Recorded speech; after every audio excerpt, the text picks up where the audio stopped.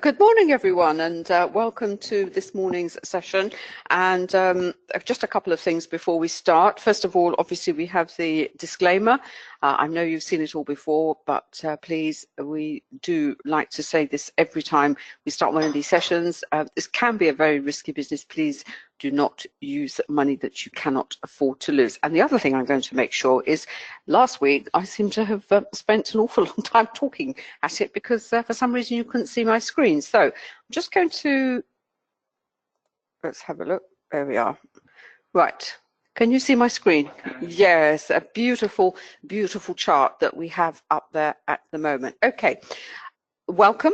If this is the first time you've come along to this session, you will have received an email to show that we've obviously had done a number of webinars already. It's myself and my husband David, and basically we are following, we're not following a program, but we're looking at obviously volume price analysis. We're looking at chart structure. We're looking at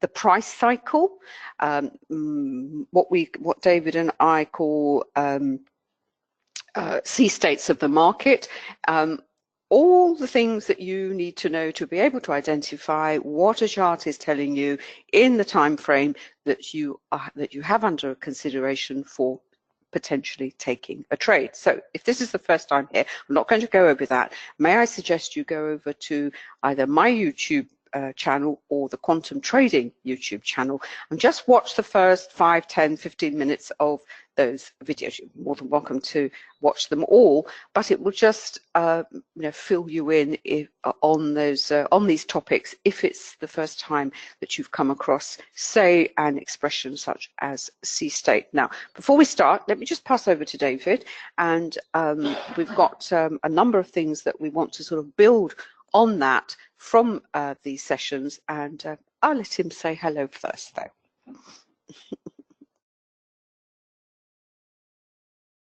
Hello everyone, and a very warm welcome wherever you are in the world. It's early morning here, but wherever you are, whether it's afternoon, evening, you're very welcome to join us this morning, and good to have you here. If this is the first time you've attended one of these webinars, we do run it as a two-hander. We focus predominantly on the MT5 platform, although I also run the NinjaTrader platform on my side, so we do flip-flop between the two of them. And there are many differences between the two. The MT4, MT5 route is a very simple, straightforward route to get into this business because it is it's a complete package, if you will. It's a bundled package of platform, of live data, and also of brokerage. So you really don't have to pull all the elements together, whereas with NinjaTrader you do. The nice thing with the MT5 option is that it opens up a lot of other markets. MT4 is very spot forex specific, whereas the MT5 is a multi-asset platform, and it allows you to trade all the markets pretty much, indices, commodities, even stocks, cryptocurrencies, if you will, and of course forex. And it does it in a very cost-effective way because the margin requirements for trading those markets is very small when compared to over on the NinjaTrader side, for example, where you're trading true futures contracts. The margin requirements are pretty heavy because you are trading even a single contract is quite a large commitment in terms of margin requirement. If you have any questions, please just drop them in the chat box. We're more than happy to answer them there, or if they're long questions, we will answer them on air for you. I know a lot of you come along regularly. We do have two small dogs, Bertie and Harry, who do like to join in from time to time. If they do, we generally switch off and wait until they've finished, but they're asleep under the desks at the moment, so long may it continue. I'm going to pass back to Anna and we will get going. The last couple of sessions we've been looking at support and resistance. Obviously, support and resistance is a huge part of technical analysis, both classical technical analysis and also part of volume price analysis. It's one of the 5 pillars of VPA. But the question that we always have to try and determine with support and resistance, whether you draw support and resistance manually whether you draw it vertically or whether you draw it horizontally, and by vertically I mean with use of trend lines, whether you use a moving average, however you decide to frame the price action, the price cycle on your chart in terms of support and resistance, there are many ways of doing it. Or you use one of something like one of our proprietary indicators, where on the MT5 platform, or the this is a screenshot from our NinjaTrader platform. The question then becomes this: it's fairly straightforward, as I said, to draw these lines on your chart to give the price action some kind of framework. The issue then becomes well, which of these levels are perhaps more significant than others? Because David and I always say that we characterize this market another way. We say it's a market of levels and flow. Levels are important in all markets, because levels, technical levels, something like the gold chart I mentioned last week, the 1200 per ounce level is hugely important. It's where the gold has bounced off on previous occasions, so that you'll always find, if you like, buyers lurking there, waiting for that level to be reached, and then they will step into buying. There'll be a sorts of reason. There'll be a technical reason, because it's bounced off there in the past, and there'll also be this view that when a market, an instrument, reaches a certain price, it's considered fair value, it's considered cheap. Stocks particularly fall into that sort of a category. With forex, it's like we have this the same, in the sense, if you like, it's cheap. Who is it cheap to? Who is it who is looking for that a currency pair to reach that level? But that's that would be the institutional banks who actually have a job to fulfill in this market. They will have clients who are looking to exchange huge sums of money. They may have been quoted one exchange rate, and the banks then do all they can. First of all, they're committed to that exchange rate, but in the meantime, they will try and make some money for themselves on top of whatever commission they charge their clients. So they will invest in this market, in inverted commas, to either drive the price down to a particular level or up to a particular level, and then reverse it. That's part of the one of the drivers of this market. So the levels that we see on our charts, and particularly, as I said, with forex, because you have this additional driver where you have these huge institutions who are looking to push the price in one particular direction for themselves, for that particular, that one reason. As I said, they have clients that they may have quoted an exchange rate. That is what produces the flow. So you have levels and flow. But as a retail trader, we're on the outside looking in.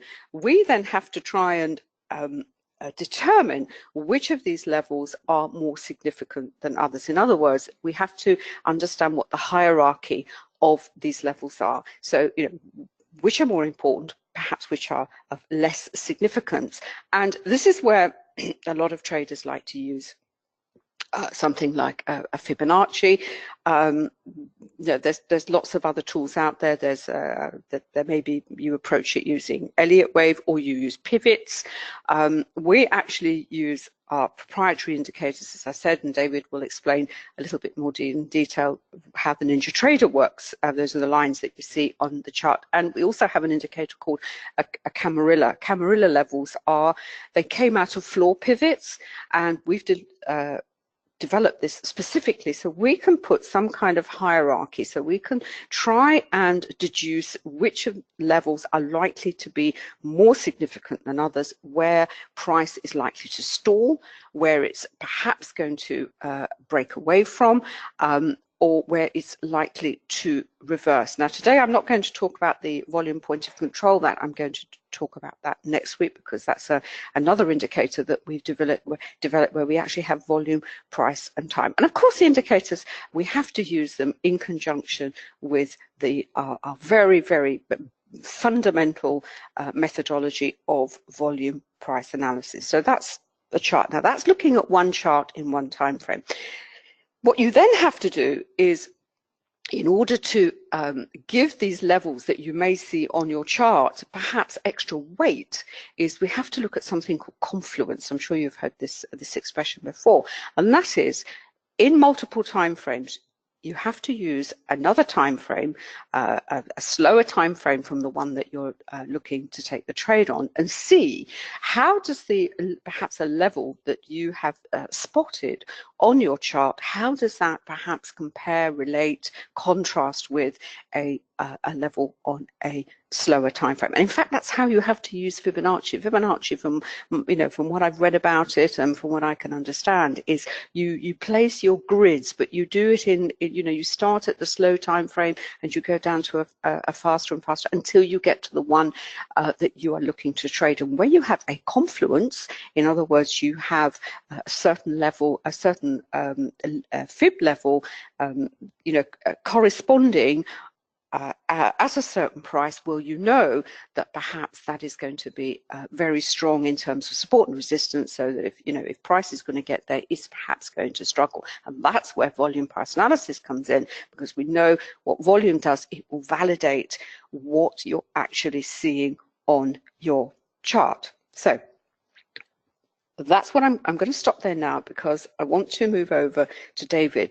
This is a screenshot that, before we move to the live market, this is a screenshot that actually we put up on in our Trader Chatter group. This is the traders who are participating in our forex trading program, because it came out of a question that from one of our students who perhaps is who just wanted a sort of a more detailed explanation of how the interaction of VPA, how to read it, if you like, in the live market. We can see it's a fast chart, it's a 5-minute chart, but it really does explain everything I said in terms of using support and resistance, which levels are likely to be more significant than others. And the reason we put the Euro Aussie up, because there's been some really nice development on this particular pair overnight, and if you are an Aussie trader, you are going to have to be very aware of what's going on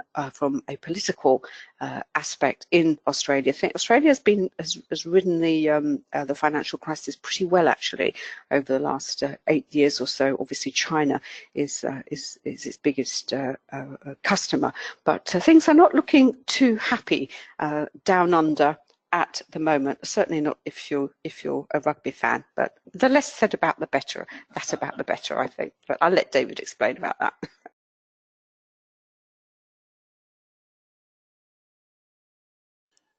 Yes, I'm sure for Aussie attendees, you're well aware of the Bledisloe Cup, but we will pass quickly over that, which we do follow.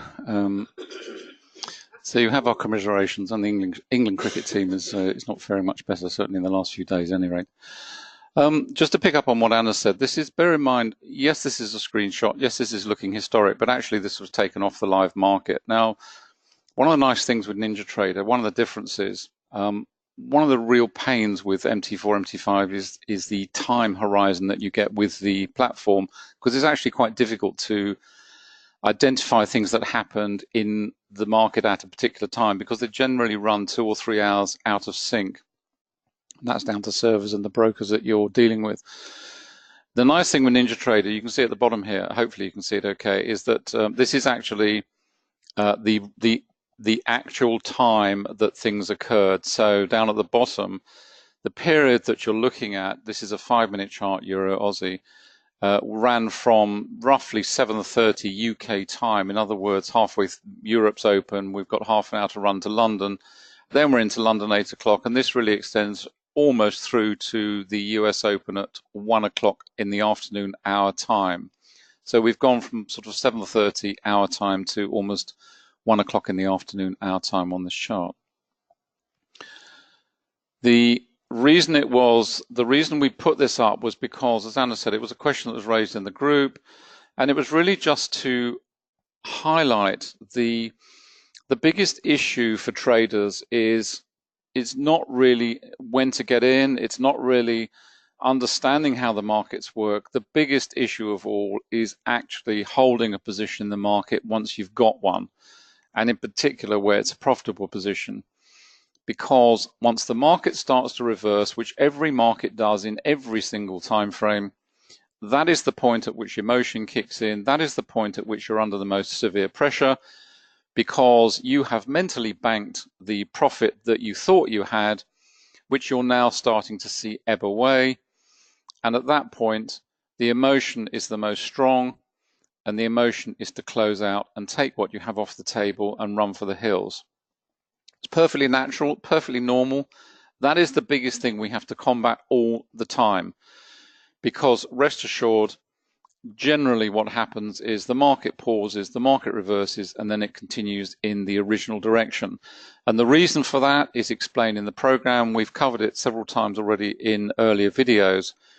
But the market goes through these phases of primary and secondary all the time. So the primary trend, whatever time frame you're trading, if the primary trend is bullish or bearish, and then you get a secondary reversal, the key is to try to understand and identify whether that is a true change in trend. In other words, the primary trend, so we're seeing a change of primary trend to primary trend, from bearish to bullish or bullish to bearish, or is it simply a minor pause point, in other words, a secondary reversal into a congestion phase or a temporary pullback against the dominant primary trend.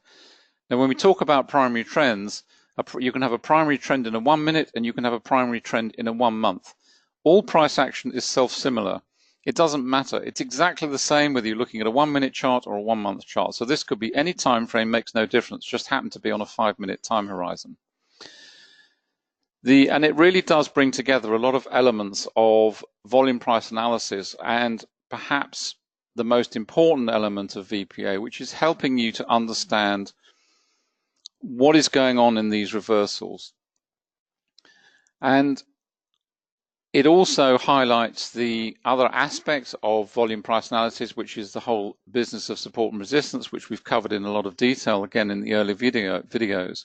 But you can see it at play here. But if we start with the VPA aspects of it, and I can see that Dick's asked a question about the candle 10 back from the right-hand side of the chart, which is that one.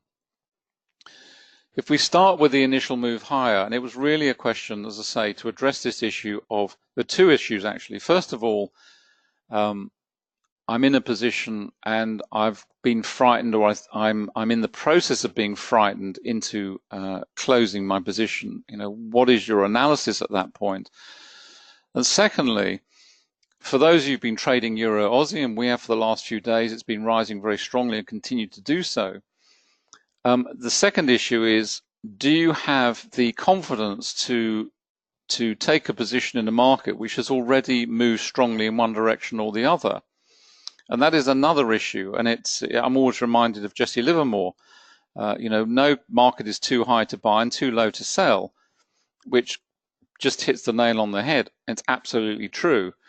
Your mind will tell you that you've missed the big move, and you know this is bound to reverse because we've had 2 or 3 big up days or 2 or 3 big down days, and therefore you know it's not going to continue.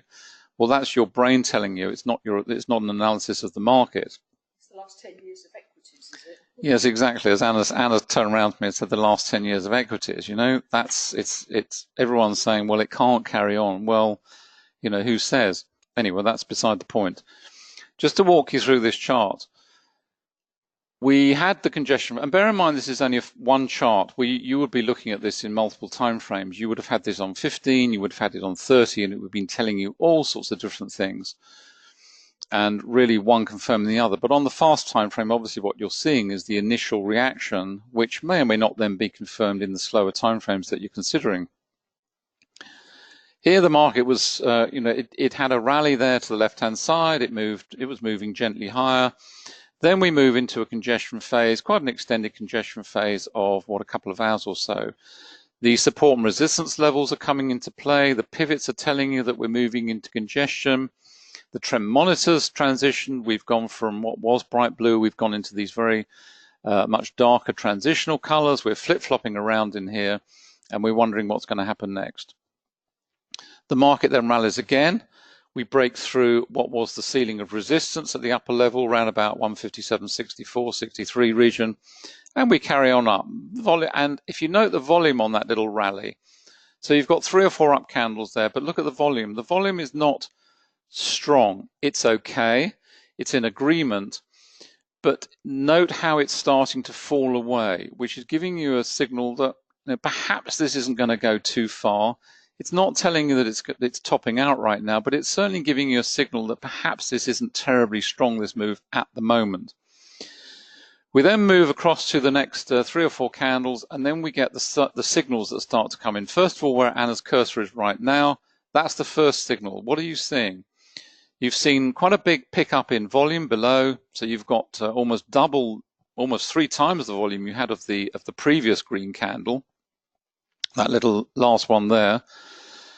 And certainly on that one, it's double or 3 times. You've got a wick to the upper body, and you've got a relatively narrow body to the candle itself. So it's not telling you there and then that the market's going to suddenly collapse, but it's a first signal of initial weakness as we've marked it up there.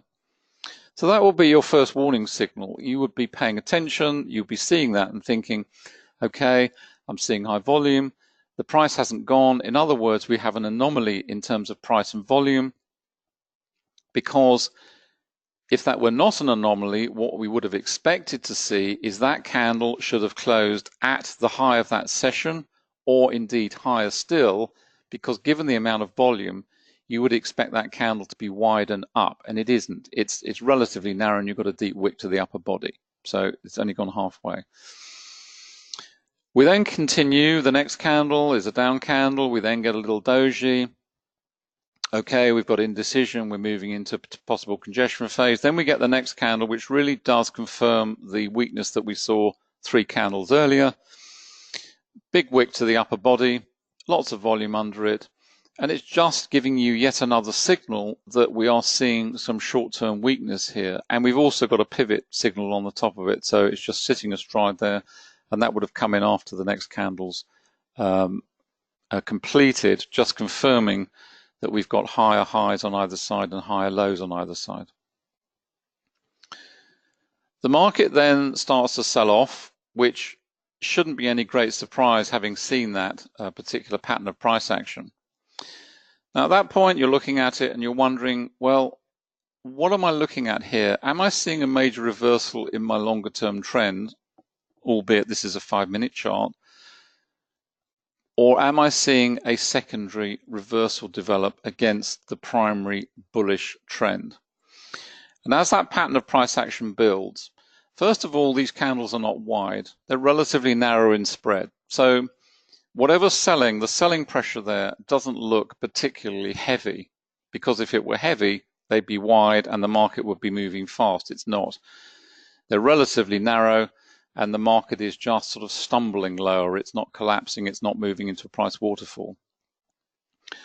More importantly, however, is that as that price action develops, so the volume is falling also with it.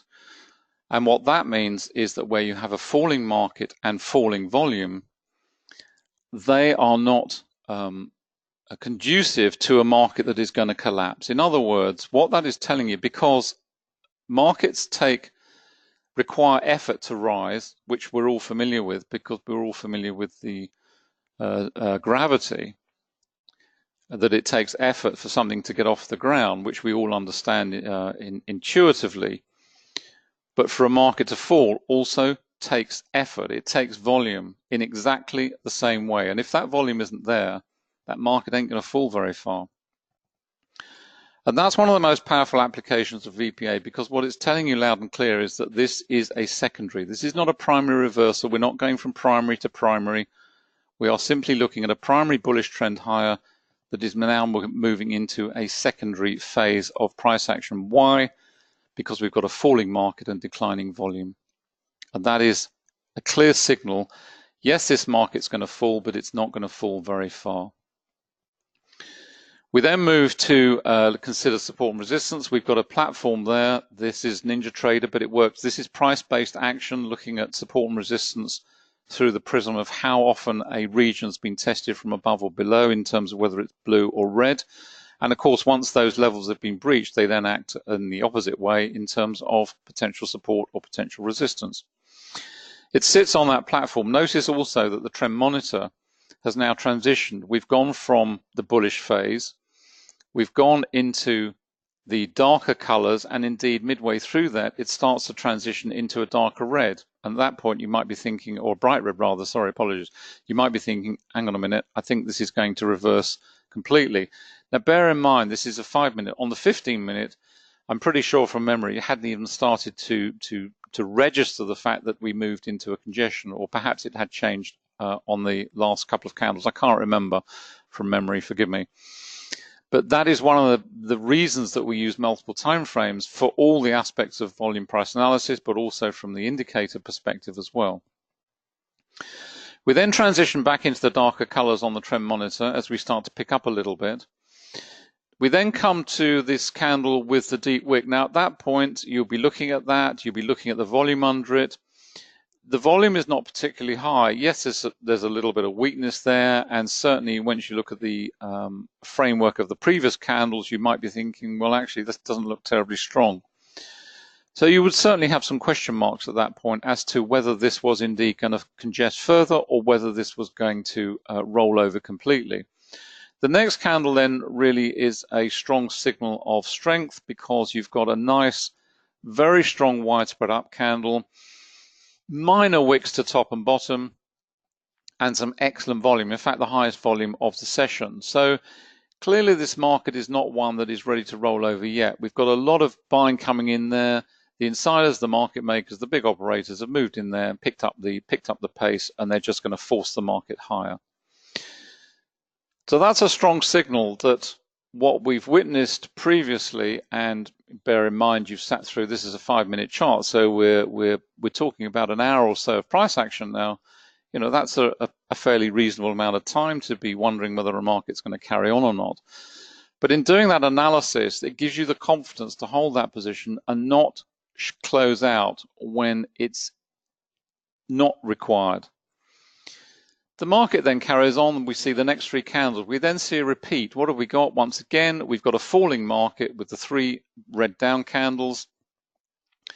Spreads are a little bit wider, but look at the volume again. The volume is falling. Is that a market that's going to roll over and develop into a price waterfall? Answer no. Why? Because again, you've got a market that's falling, but it's falling under falling volume. So that is telling you only one thing. This market is not going to fall. It's not ready to fall. There's not enough selling volume in there for it to fall.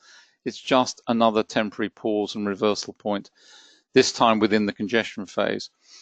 Then we start to see the market pick up. Got 3 or 4 nice up candles there, decent volume under them.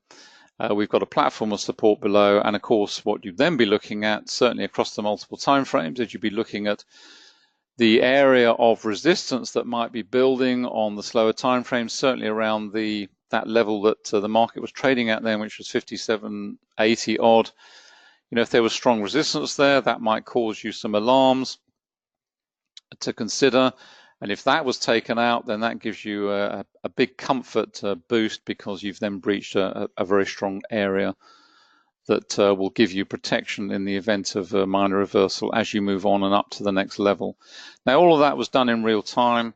Since then, we've seen Euro Aussie move up pretty strongly throughout yesterday and into today. Yeah, I can move on to the live charts.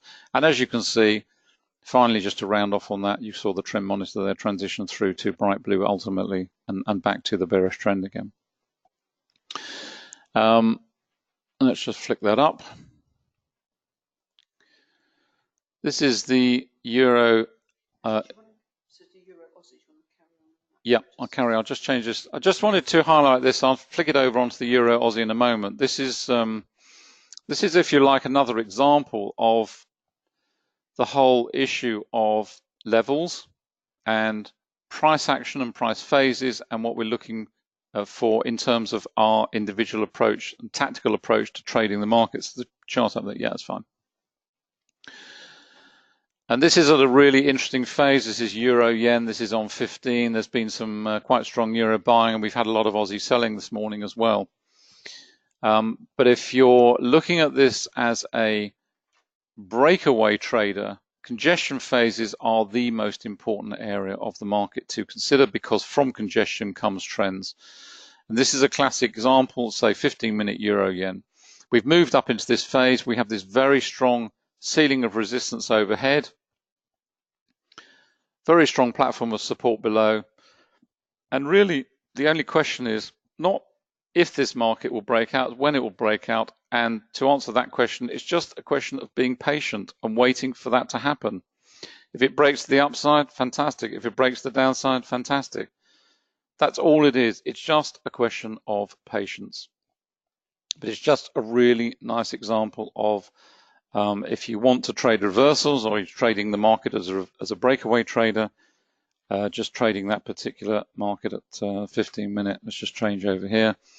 This is the Euro Aussie. This is on 15. I just scroll back to where we were yesterday. I think it was, where are we? Here we are. This was yesterday. So that was the sort of price action that you were looking at. We then had the Fed over here with this big spike in volume, which was 7 o'clock evening our time, through to the middle of the night, and overnight. This is 1 o'clock now in the morning our time, and we've seen this very strong move away through these various regions. All these platforms held. We've broken out through here, and we've carried on higher for the pair. As I say, that's on 15, but if we go down to, we can go to really look at any time frame for that one, go down to 30, and it's a very similar picture. And of course, you're getting different perspectives all the time. And really, this just highlights the way the trend monitor behaves. You saw it on the 5-minute chart, how obviously it does reflect that particular time horizon. And where are we here? We're through this sort of region here. You can see it transition a little bit there, didn't really change very much, maintained bright blue. Then we move into the darker blue, even to darker red here, because we're now talking about quite a long period here. But then we've transitioned back into bright blue, and we're just staying bright blue for the time being. We've got a big volatility candle up here, which is another of the indicators, very strong signal that we anticipate the market to move into a congestion phase, which is exactly what it's doing right now. And the reason it's so powerful is because what it's signaling is signaling two things. First of all, volatility. Secondly, it's signaling market participators, the insiders and the market makers, are looking to trap traders into a weak position, because volatility and market makers go hand in hand. And when you see the volatility indicator triggered, what it's telling you loud and clear is expect congestion. You may even see a strong reversal, but at the very least expect congestion to develop, because the market will almost always revert back inside the spread of the candle. We had another one over here, it's a classic one, big wick to the upper body, and the price action reverses back into the spread of that candle for some considerable time. And just imagine the amount of emotional pressure you are then having to deal with in sitting through that extended congestion phase. It's not always about reversals taking you out. A lot of the time, it's congestion placing huge pressure on you emotionally to close out. They will use every trick they can. Let's just have a quick look at the CSI. This is the CSI on 15, which of course is part and parcel, which is one of the key indicators that we use all the time. The currency strength indicator really gives you the heads up as to what is going on. It's a snapshot, if you will, of the building blocks of the market, the individual currencies themselves. What are the individual currencies doing? And from there, you then move over to the currency array, the currency matrix, the currency heat map, and your charts to really get a feel for the particular pair of interest, and whether that sentiment for the currency itself is actually universal across the market. You can see here I've got these on fast time frames on 15. This is the dollar, the red line. You can see we've got pretty heavy, we've had a lot of dollar buying, certainly through last night, but we're now starting to see the dollar sell quite strongly, so the red line is falling quite strongly. And as a result, you would certainly be looking at several of the major pairs to see where that is reflected most strongly in terms of an opposing currency rising quite strongly. because what we're looking for is opposition all the time in terms of the two currencies. We're looking for one that's rising strongly and one that's falling strongly. Here you can see we've got the euro. We've got a lot of euro buying at the moment. Now, what's interesting, having come from the euro Aussie, of course, is that when you look at the euro, which is rising strongly, and equally the Aussie is rising strongly, the reason that that market for the time being is in congestion is because the two are rising together. So there's no opposing force to drive that pair. So if we would look at the Aussie dollar, for example, the red line, the blue line, terrific. If we were to look at the euro dollar, exactly the same. We've got euro rising strongly, dollar falling strongly. And to go back to the analogy where you're seeing the two fall together, if you were looking at the Canadian, this one, moving with the dollar, you wouldn't be seeing a great trend develop there. And finally, I'm just going to pass back to Anna very quickly. Just head over onto the currency array, which really gives you a sense of market sentiment for the Aussie. You can see here, I've isolated out, you can see how heavily bearish it is in terms of Aussie selling. But as we've seen to the CSI, the Aussie dollar is the most heavily oversold. The pound Aussie and the euro Aussie are the most heavily overbought. Now, we may be seeing those reverse. If you're a reversal trader on that particular time horizon, you may be having half an eye on these as a potential reversal, which may indeed, you as a reversal trader, may be trading the secondary reversal pullback in the primary trend, because all price action is self-similar. And whilst you as a longer term trend trader will be taking very little or no interest in that, intraday traders will certainly be trading it as a reversal or pullback against the primary. I'm going to pass back to Anna. Do you want to change screens? Yes, and that's actually on to my next. Okay, we're going to change screens back to the MT5.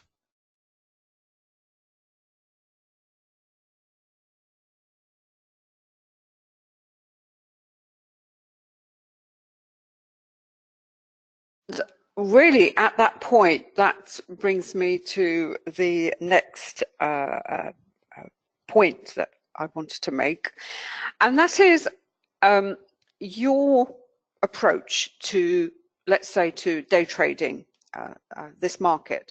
There are 8 primary currencies, and they make up 28 pairs. Now, compared with stocks, that's not a huge number to choose from. And when traders start in forex trading, in a way, it's because there's only 28. It's very easy to think, well, what shall I trade today? Shall I go here? Shall I go there? They really, they haven't formulated their trading tactics, and which is fine, because in early days of learning this business, it is very much trial and error. But at some point, you really have to decide how you are going to approach your day trading. Let's focus on day trading to start with, because it's slightly different if you are going to be looking to hold for longer than a day.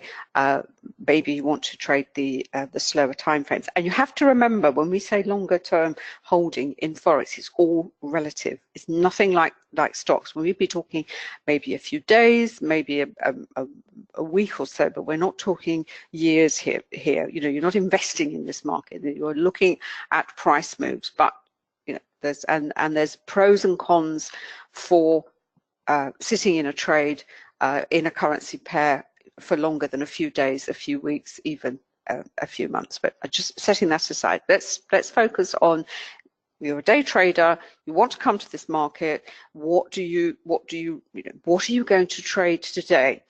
And you have really two routes, if you like, 2 options. The first is, and this is what we suggest in our forex program, particularly if you're not very experienced and or you're starting, and that is, depending on your time zone, look at a currency first. So if you're in Asia Pacific, one of the currencies that you're most likely to look at is something maybe the Aussie dollar, because it's reflecting where you live. If you're here in the Northern Hemisphere and you're going to be predominantly in the London session, probably going to be looking at something with the British pound and maybe the euro. That doesn't preclude you looking at some of the cross pairs, because as David has shown in the Euro Aussie, you are going to get moves even you know, in one of the currencies in the euros is the euro, which is why I say you look at a currency. And what that also allows you to do is, when you look at a currency, not just one, maybe one or two, is you then have to begin to look at the fundamentals of that currency. You'll start with taking trades from a technical perspective, but eventually you realize, obviously, the fundamental news is hugely important. It's going to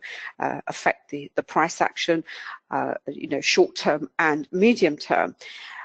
But if you are going to start, maybe focus on one or two pairs, or even three, but certainly we always say no more than three. So you have your three pairs, and you know, you're going to have to do a little bit of trial and error to see which one suits you. What is in the program, we talk about each pair has what we call a volatility coefficient, which basically will explain what are they likely to move in any particular session and in any particular time frame.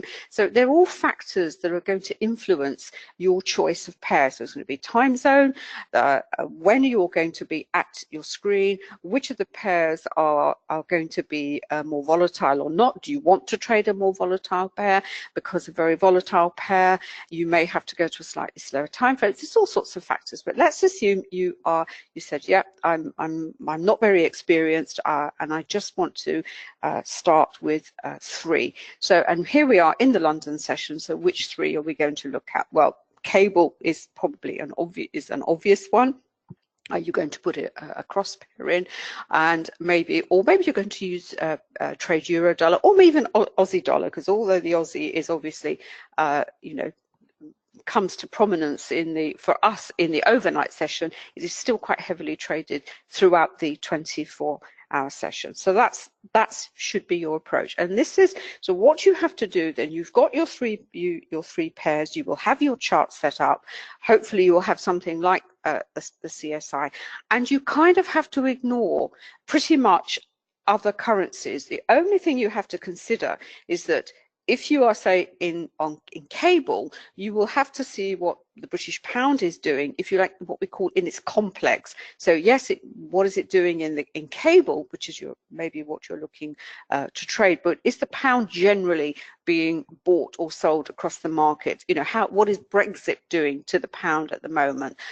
What's the fundamental news coming up? But your focus is going to be on your three pairs, and you will look at your charts, you will look at the time frames that you like to trade, and you will do your analysis on those charts, and you will put into play, you know, you'll use the tools, either the quantum tools or whatever indicators that you like to use, and you will really get to know these three pairs, so that every day or whenever you trade, you will go to them, and you will soon begin to get a feel of what moves those currency pairs, what is going to impact the price, and you will then develop a set of tactics, if you like, so that when it's in congestion, you know, you recognize congestion, and you will recognize, maybe, is it time to go in? Is it time to maybe sit on the sidelines? Now, if you restrict yourself to one or two or three pairs, the issue you have to confront is possibly one of boredom, because there's always something going on in another pair somewhere else. So you have to sort of be very focused and say, no, these are my three pairs, or one or two or three, but certainly perhaps more than one, because the issue of boredom really does kick in. But I have to tell you, there are traders out there who just stick to one pair, either perhaps something like a euro, a yen, or certainly the pound yen, because there's a lot of volatility in those pairs. And if you are going to do that, then you have to develop a range of tactics. You have to say, I recognize that the pair is in this particular phase of the price cycle, therefore I have to apply this particular tactic. This is the only tactic that will work, because the pair is doing what it is doing on the chart. The other option you have, which is probably probably what more David and I are used to doing, and that is simply because we've been at it for so long now, is we start with something like the CSI and we are totally agnostic about the currencies and currency pairs. We simply are looking for an opportunity, and we say, yep, today the dollar is being bought. Okay, what's it being bought against? Right, I'm going to buy it against this other currency. We simply look at them at a pair that is going to deliver the best trade possible. As I said, but we have a 28 to choose from.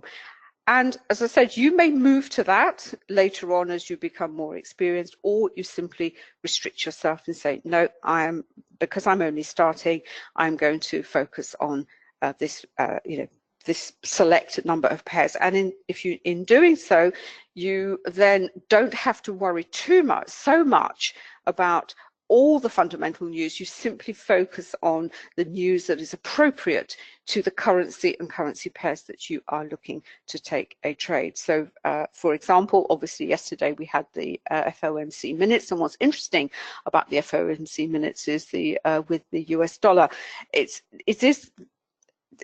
always been a political currency, but there is no love lost between the Fed and Donald Trump, and it's quite interesting that he's kind of taken on the Federal Reserve. He made some very rude comments about Janet Yellen, didn't he, David, in his campaign before he became president, and that is really not, it's really not going to end very well. And interestingly, if you're interested in this kind of thing, the people always comparing presidents and who is he most like to the ones gone by, and there are a lot of parallels between what is happening with Donald Trump and what actually happened with Richard Nixon, and that didn't end well for Richard Nixon either. But Richard Nixon, actually, if you look at his record and what he did especially with China, we have the world today primarily because of what he instigated during his presidency. But we all know what happened to him, and he got tripped up by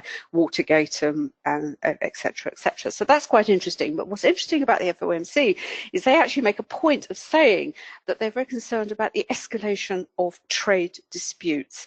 So as I said, if obviously the dollar is always going to figure in one of the major currencies, and if you are going to be doing that, then clearly you have to have a look at the dollar index. Now on the XM platform, I only have this as a demo. This is not my live account.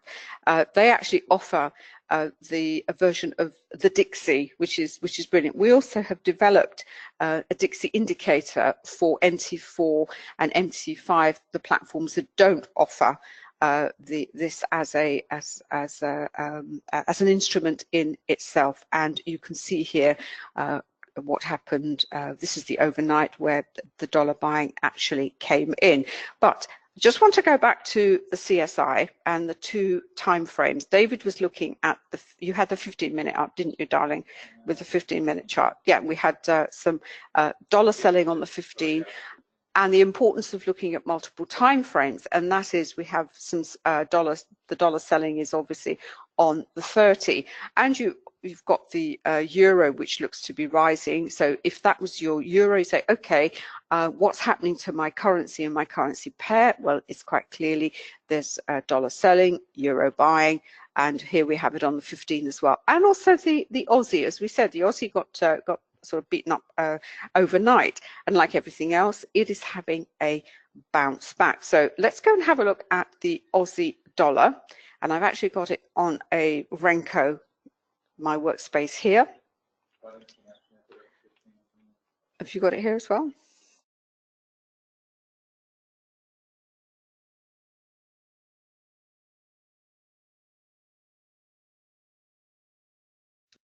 Yeah, no, I'm just going to open my Renko again. Let me just close that off. This is the way we've developed this. Yeah. Can I just show this as a, right, this is the Renko indicator that we've developed, and I actually have it applied to a chart. And what I do is we have an option with this indicator, which is absolutely brilliant, and that is allows you to put proprietary and standard indicators on the chart. We've optimized it, and no one else has been able to do this for MT5. And what I do, I just go open Renko, close down. This is where it sits. It has to sit on the 1 minute chart. I just close that 1 minute chart down. I'll just put my template on. There we are. That's it. Sometimes it's easier just to open a fresh one and then try and wait for the one that's on my workspace to come up. And this actually perfectly explains what we mean by when we looked at congestion. We have a very strong trend lower. Then we went into a minor congestion as waiting for possibly a reversal, another congestion, and this is what we're seeing reflected in the CSI. We're seeing this move higher. Now, whether that's going to continue or whether that's just a minor correction in this longer term trend, everything is tradable. It all depends on what you are looking to do with the information that the charts present to you. But if the Aussie dollar is your pair, this is what you would be focusing on. You would say, okay, what's happening in the background? You would obviously look at the context of the price action in terms of the fundamentals, and clearly more and more with what is happening on the political landscape. And it seems to be political both for the US and increasingly for the Aussie dollar. And there was one other factor that you have to look at, is are the option expiries. Do you want to come over to you? Yeah, no, just leave that for a moment. Leave that? Yeah. Yeah. Just to pick up on that Renko chart, and a couple of things. First of all, with regard to all the Renko indicators we develop, you do of course have the ability just to set the brick size as you would on a normal Renko, but more importantly, what we've extended the functionality to deliver the optimal setting for the brick size in all markets. In other words, it works on something called ATR, average true range. And whatever market you apply it to, the indicator, and this applies whether it's MT5, MT4, or indeed on NinjaTrader, it will deliver to you the optimal setting for the market you are trading. So you don't have to guess. You don't have to think, well, you know, shall I go for 2 or 3 or 4? What shall I set the brick size to? It delivers it automatically. So you're always trading at the optimal speed that the market is moving at, because the markets speed up and slow down. That's the whole essence of non-time-based charts, which we'll cover in more detail in another webinar. But the whole essence is that you do see momentum. Now that comes with a caveat, if you will, because if momentum's speeding up and slowing down, if you're just trading a fixed brick size, sure, you'll see the momentum, but you'll never know whether your chart is actually in tune with the market. And that's what the Renko does. It delivers you the optimal setting. The other point I'd also make about this chart, which really highlights it very strongly, is that we always recommend that our customers buy the trend dots and the trend monitor, because they work in tandem together so beautifully. And the Renko chart's a great example. The trend dots will always transition first because they are the closest to the price action. You can see there the trend dots themselves have transitioned from the bearish red, they've gone into blue, maybe they're moving into grey, but they will change pretty quickly because they are at the live edge, if you like. They're at the face of the market. The trend monitor takes a more considered approach. You can see there the transitional change from bright red into the darker blue, through into even bright red again, and then we've gone into darker blue, then finally we've gone into bright blue, and now we're in a sort of transitional phase perhaps. But the point is this: the trend monitor will always take a more considered, it takes a longer term view of the trend, in other words, so it doesn't change so quickly, whereas the trend dots do. And that's why you need to use both of them together, because they're just so complementary to one another. And the Renko chart is a great example of how to use them there. I'm just going to pass back to Anna. Okay, right. We're actually going to stop there because we're coming up to 8 o'clock, and this is just, you know, we started on these topics, and we are going to carry on in the upcoming sessions. I think we've got this series down till October, isn't it, David? Yep. Yeah, because otherwise the webinars just become too long and the videos become too long. So we kind of stop, and then we will pick it up the next time that maybe you come along. And there will be a recording, and they, as I said, they'll either go up on they're both my YouTube channel and the Quantum Trading channel. But we have actually run slightly over, so I do apologize for that. Very, very quickly, can I just go through this, because I know there are people who have only become maybe the for the first time. Option expiries. Option expiries are, you have to see them at something like Forex Live, and they are exactly that. There'll be a strike price that the option, we don't know what kind of option it is. All we know is that you know, one of the big banks out there have a vested interest either in the price reaching that strike price or not. So they will also act as a magnet, if you like, for price action, and the option expiries are at the same time every day. As someone's no, we're not actually back later on, so we are actually back next week, not later on. We've only got one session today. Right, first quickly, quantumtrading.com is where more information on all the indicators. You can buy one. We have discounted bundles, and if the bundle's not there, you email us and we'll put a special price for you together, or you can buy the complete package.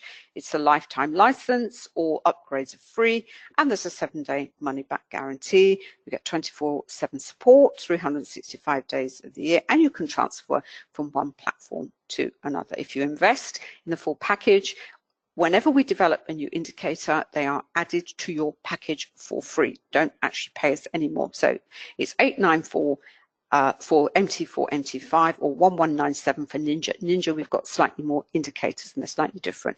And you can buy outright on or on what we call EPP. This is where we are today. This is where we broadcast from. This is actually from the education site, which is quantumtradingeducation.com. The actual program includes all the indicators, and then you have your videos, your PDF downloads, and it's a self-directed course. As you can see, it's 1391 for MT4, MT5, 1694 for Ninja Trader N7 or 8. And we are developing other platforms, and the program, and that's also on EPP, and that's about 50 hours of videos, video podcasts, and 13 PDF downloads. And we also have this little group, what we call Trader Chatter, and that's where that screenshot that you saw came from. Traders are encouraged, we encourage them to interact. You can ask questions there. David and I go in there with support questions, for support, and just generally just, you know, try and help you in your learning curve, as it were. And these are the 3 sites: Quantum Trading Education. You can email help desk there at Quantum Trading Education. You can email me, anna@annacooling.com, or helpdesk@quantumtrading.com. Right, and I think there's a question from is there a place that are teaching? Christopher, primarily online, as I said, through quantumtradingeducation.com. David and I are, I think we've got one offline event that we're going to do, but I think it's going to be in Dubai, so that's going to be in March. We haven't actually planned anything for the UK. We've been asked to, it's one of these, you know, one of these companies that put shows on all over the world, and I think the only one we can look to do is in Dubai. So I suppose if you want to fancy coming to Dubai for a holiday, I don't know. So anyway, thank you so much for coming along. I hope you enjoyed it. As I said, we don't have a session this afternoon. There's various reasons why we can't hold one, but we are back. Now, we are changing the day next week. We are going to be here on Tuesday because we've got other things that we simply can't do Thursday, but it helps to mix it up, and we get a different price action, different kind of drivers for the price action, and hopefully you can come along then. Anyway, enjoy the rest of the trading day, enjoy the rest of the week, have a great weekend. It's a bank holiday here in the UK, and we'll catch you next time. Take care. Bye.